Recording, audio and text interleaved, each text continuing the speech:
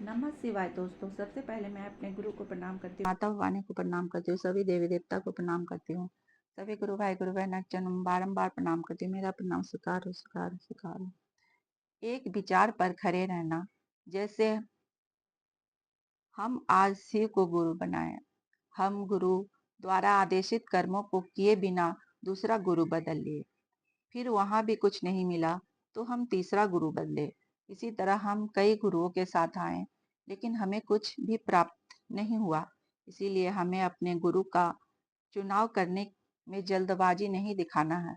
और जब हमारे गुरु शिव बने तो उनके द्वारा दिया गया आदेशित कर्मों का पालन भाव और मन से करें, तभी हमें एक अच्छी सीख प्राप्त होगी।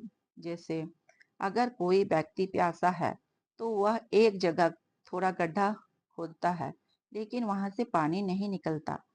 फिर वह थोड़ी दूर पर गड्ढा खोदता है, वहां भी पानी नहीं था। फिर तीसरी, फिर चौथी, इस प्रकार कई जगह गड्ढा खोदने के बाद भी पानी नहीं मिला और व्यक्ति प्यासा रह गया।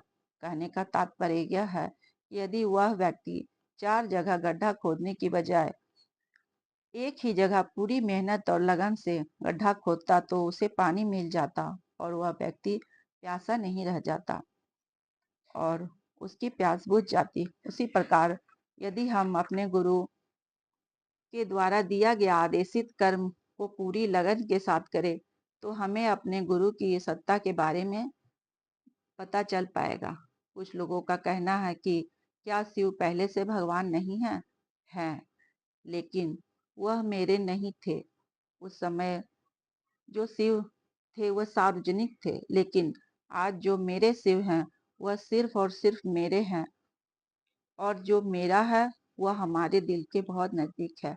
मेरा कौन है? मेरे माँ, मेरे पिता, भाई बहन, बच्चे, पत्नी, घर, सामान, सब मेरा व्यक्तिगत है। उसी प्रकार शिव मेरा व्यक्तिगत अपना है। शिव को अपना बनाएं और देखें कि वह कमाल के गुरु है। 3 सूत्र जो तो शिव तक पहुंचने का एक सहायक है। तो हमारे मन में आएगा तो मूल क्या है? मूल हमारे दिलों में बसे शिव हैं और हम 3 सूत्र का पालन लगन और निष्ठा से करते हैं, तभी हमें ज्ञान की प्राप्ति होगी। वैसे आप कहेंगे कि शिव तो बोलते नहीं हैं, दिखते नहीं हैं, तो हमें ज्ञान कैसे देंगे?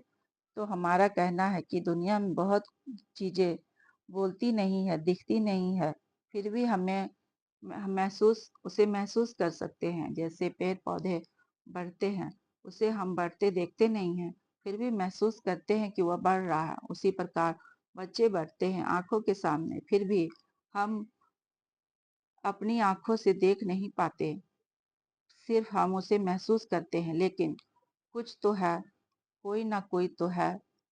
जैसे हवा चलती है तो हमें दिखती नहीं है, तो हमें कुछ ना कुछ तो ऐसा है जो हमें दिखाई नहीं देता है। उसी तरह शिव अदृश्य रहकर हमें ऐसी सीख, ऐसी ज्ञान देते हैं जो कि शरीरधारी गुरु भी नहीं दे सकते। और शिव चर्चा में कोई व्यक्तिगत व्यक्ति विशेष गुरु नहीं है, वह गुरु सिर्फ और सिर्फ शिव है। हमारे कालखंड के प्रथम शिव शिष्य हरिंदर भैया ने कहा, मैं भी शिव का शिष्य हूँ, गुरु नहीं हूँ।